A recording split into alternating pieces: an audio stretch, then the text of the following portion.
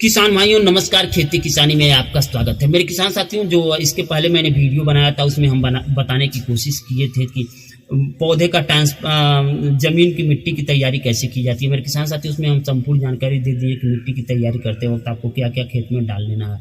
रासायनिक विधि से कर रहे हैं तब, बिना रासायनिक विधि से कर रहे हैं तब। मेरे किसान साथियों, इस वीडियो में हम आप लोगों को बताने जा रहे हैं कि अगर आप जो कि ट्रांसप्लांट करने का जो समय है, ट्रांसप्लांट आप कैसे करेंगे जब बेड बना लेंगे। तो मेरे किसान साथियों, अब बेड बनाने के बाद आपको ट्रांसप्लांट कैसे करना है, ट्रांसप्लांट करने की क्या प्रक्रिया होती है। क्योंकि मेरे किसान साथियों, जो भी किसान लोग होते हैं ट्रांसप्लांट करते वक्त अलग अलग तरीके से ट्रांसप्लांट करते हैं। मैंने तो गोभी की खेती करने वाले किसानों को देखा है, उनका तरीका अलग अलग होता है। तो मेरे किसान साथियों, अगर आपकी जमीन समतल है, जैसे मान लीजिए एक समतल भूमि कर रहे हैं, इस समय अगर कर रहे हैं अगस्त और सितंबर के महीने पे, तो आपको बेड तो बनाना ही होगा। अगर बिना बेड बनाया गोभी की खेती करेंगे तो आप फेल हो जाएंगे। ब्रोकली की खेती करेंगे तो आप फेल हो जाएंगे, क्योंकि बारिश होगा, बारिश होने का पानी आएगा, कहीं ऊंचा रहेगा कहीं नीचा रहेगा, पानी जमेगा तो आपका प्लांट जाएगा ही जाएगा। आप कहेंगे कहीं कहीं ऊंचा रहेगा तो वहाँ बचेगा, कहीं नीचा रहेगा चला जाएगा। आप कहेंगे अरे यार मैं तो फेल हो गया, मजा नहीं आया, कमाई नहीं हुई। तो आप जो ये प्रक्रिया जो कर रहे हैं, ये प्रक्रिया आपको थोड़ा सा सावधानी से करना है, अच्छी तरह से करना है। अगर ये प्रक्रिया सावधानी से और अच्छी तरह से कर रहे हैं तो आपको कोई फेल नहीं कर पाएगा। तो मेरे किसान साथियों, बेड की तैयारी जरूर कर लें। बेड की तैयारी अगर आप कर ले रहे हैं तो आपको फायदा ही फायदा होने वाला है। मेरे किसान साथियों, ज्यादा ऊंचाई न बना सके तो थोड़ा ऊंचाई कम से कम 7 इंची 8 इंची ऊंचाई बनाए, नालियां बना दे, दोनों नालियों से पानी निकलने की सुविधा हो तो आपके लिए बेहतर होगा। मेरे किसान साथियों, हम बात करने जा रहे थे ट्रांसप्लांट को। ट्रांसप्लांट कैसे करेंगे, ट्रांसप्लांट करते वक्त क्या क्या प्रक्रिया अपनाएंगे कि हमारी फसल, हमारी जो पौधे होते हैं वो मरे नहीं। मेरे किसान साथियों, पौधा आपका हल्दी तैयार रहेगा तो आपको पौधे को ट्रांसप्लांट करना है। तो पौधे से पौधे के बीच की दूरी अगर हम बात करें तो कम से कम 1.25 फीट, मतलब 15 इंची होनी चाहिए। ब्रोकली की हम बात कर रहे हैं, दूसरी खेती की बात नहीं कर रहे हैं, सिर्फ हम यहाँ ब्रोकली की बात कर रहे हैं। पौधे से पौधे के बीच की दूरी कम से कम 15 इंची होनी चाहिए। मेरे किसान साथियों, पहला नंबर। अगर बेड पे बना रहे हैं, लगा रहे हैं जो कि मल्चिंग है, तो मल्चिंग पे आप पौधे से पौधे के बीच की दूरी लगभग 15 इंची ही करें। और आप डिस्टेंस में लगाएं, जिगजॉग टाइप, एक छोड़कर इधर एक छोड़ के इधर एक छोड़कर ऐसे लगाएं। नहीं तो आप मेढ़िया पे कर रहे हैं, जो पतला बेड बनाए हैं, सिंगल बेड बनाए हैं, तो आप पौधे से पौधे के बीच की दूरी जो होती है वो 15 इंच करें। मेरे किसान साथियों, मतलब 1.25 फीट करें। अगर आप बराबर समतल खेत में भी लगा रहे हैं तो यही होना चाहिए। और जो लाइनों से लाइनों के बीच होने चाहिए कम से कम 18 इंची होना चाहिए, मतलब 1.5 फीट होना चाहिए। इस मतलब इतने अंतर पे आप लगा सकते हैं ब्रोकली। मेरे किसान साथियों, अगर आप बेड बनाए हैं तो थोड़े से दोनों दूरियां बढ़ जाएंगी। ये बेड की दूरियां जो होती है थोड़ा सा और बढ़ जाएंगी, क्योंकि आप बेड बनाएंगे तो आप कम से कम 2 फीट हो जाएगा लगभग।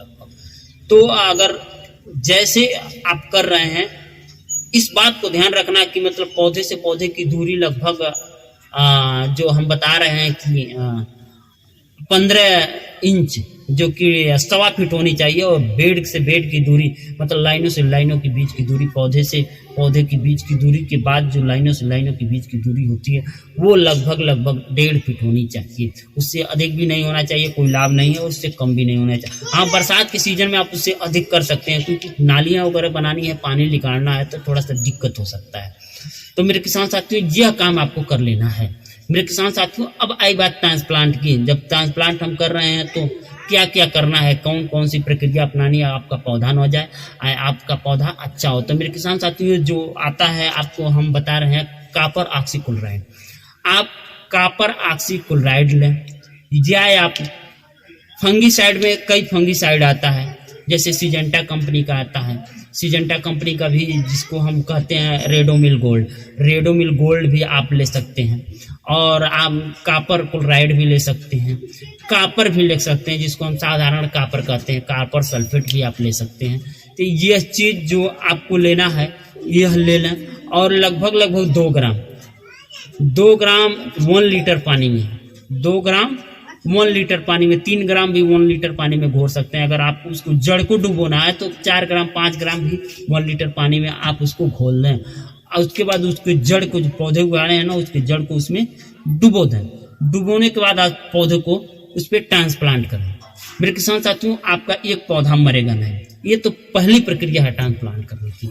अब दूसरी प्रक्रिया आप क्या कर सकते हैं कि मतलब आप जड़ को इसको डुबोए नहीं है, वैसे आप चाहते हैं तो लगाना चाहते हैं तो वैसे भी लगा सकते हैं। वैसे भी अगर आप लगा रहे हैं तो यही हिसाब 2 ग्राम प्रति लीटर के हिसाब से 50 ml प्रति पौधा आपको ट्रांसप्लांट करते वक्त आपको देना है। ट्रांसप्लांट करने के बाद 1 दिन बाद दे सकते हैं, 2 दिन बाद दे सकते हैं, लेकिन देना है। अगर आप घोल बनाकर, जैसे घोल बना दिए हैं, घोल बनाने के बाद पौधे को उसमें उसकी जड़ को डुबो दिए हैं, जड़ को डुबोने के बाद ट्रांसप्लांट कर रहे हैं, तो 4 से 5 दिन बाद कॉपर क्लोराइड हुआ है। आपको करना क्या है कि वो आपको 2 ग्राम प्रति लीटर के हिसाब से घोल बनाकर 50 ml मतलब 50 ग्राम प्रति पौधे के हिसाब से देना है। आप गणित लगा लीजिएगा हमारा कितना पौधा और कितना मतलब कितनी दवा की जरूरत है। आप इसमें कॉपर क्लोराइड भी दे सकते हैं, इसमें आप रेडोमिल गोल्ड जो सिजेंटा कंपनी का आता है इसको भी दे सकते हैं, और रियोमिल गोल्ड दें तो आप थोड़ा सा वो गर्म होता है तो 1 ग्राम कर लें, क्योंकि थोड़ा सा वो हाई ग्राम होता है, उसे 1 ग्राम देंगे तो बेहतर रहेगा।